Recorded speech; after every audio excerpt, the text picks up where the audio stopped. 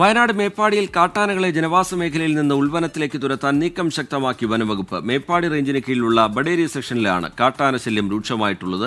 സുർജിത്ത് അയ്യപ്പത്ത് വിവരങ്ങളുമായി ചേരുന്നുണ്ട് വയനാട്ടിൽ നിന്ന്. സുർജിത്ത്, വനംവകുപ്പിന്റെ നടപടികൾ എങ്ങനെയാണ് ഈ ഘട്ടത്തിൽ? സുർജിത്ത്. കഴിഞ്ഞ കുറേ ദിവസങ്ങളായി മേപ്പാടിയുടെ പല മേഖലയിലും കാട്ടാനശല്യം രൂക്ഷമാണ്. പ്രത്യേകിച്ച് പുഴമൂല, അതോടൊപ്പം തന്നെ തൊട്ടടുത്തുള്ള പ്രദേശങ്ങളിലെല്ലാം തന്നെ കാട്ടാനശല്യമുണ്ട്. എരുമക്കൊല്ലി അടക്കമുള്ള പ്രദേശങ്ങളിലാണ് കാട്ടാനകൾ ജനവാസ മേഖലയിലേക്ക് ഇറങ്ങുന്നത്. ഈ സാഹചര്യത്തിലാണ് വനം വകുപ്പിൻ്റെ കോമ്പിംഗ് കുറെ കൂടി ശക്തമാക്കിയത്. നേരത്തെ വനം വകുപ്പ് വലിയ രീതിയിലുള്ള തെരച്ചിലൊക്കെ നടത്തിയതാണ്. പക്ഷേ പലപ്പോഴും കാട്ടാനകളെ വനത്തിലേക്ക് തുരത്തും. സ്വാഭാവികമായും അത് വീണ്ടും പുറത്തേക്ക് വരും. അതാണ് അവസ്ഥ. കൂട്ടമായി എത്തുന്ന ആനകളുണ്ട്, ഒറ്റ തിരിഞ്ഞെത്തുന്ന ഒറ്റയാന്മാരുമുണ്ട്. അതാണ് വലിയ അപകടകരമായ രീതിയിൽ ആളുകളുടെ ജീവിതത്തെ ബാധിക്കുന്നത്. കൃഷിയടക്കം നശിപ്പിക്കുന്ന ഒരു സാഹചര്യമുണ്ട്.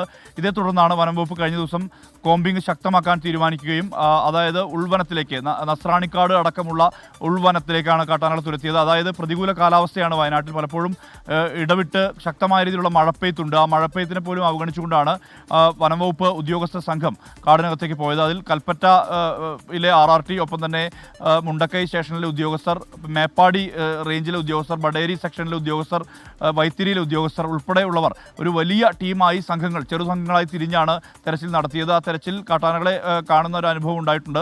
എന്തായാലും അതിനെ പൂർണ്ണമായും ഉൾവനത്തിലേക്ക് തുരത്താൻ വേണ്ടി കഴിഞ്ഞിട്ടുണ്ട് നിലവിൽ വനംവകുപ്പ് ഉദ്യോഗസ്ഥർക്ക്. ആനകളെ ഈ തൽക്കാലത്തേക്ക് പ്രശ്നങ്ങളില്ലാത്ത വിധത്തിൽ ഉൾവനത്തിലേക്ക് തുരത്താൻ വേണ്ടി കഴിഞ്ഞിട്ടുണ്ട്. ഇനി ആനകൾ ഇറങ്ങുമോ എന്നുള്ള ആശങ്കയും ഉദ്യോഗസ്ഥർക്കും ഒപ്പം തന്നെ ഈ നാട്ടുകാർക്കും എല്ലാം തന്നെ ഉണ്ട്. സുർജിത്ത് അയ്യപ്പത്താണ് വിവരങ്ങൾ നൽകിക്കൊണ്ടിരിക്കുന്നത്.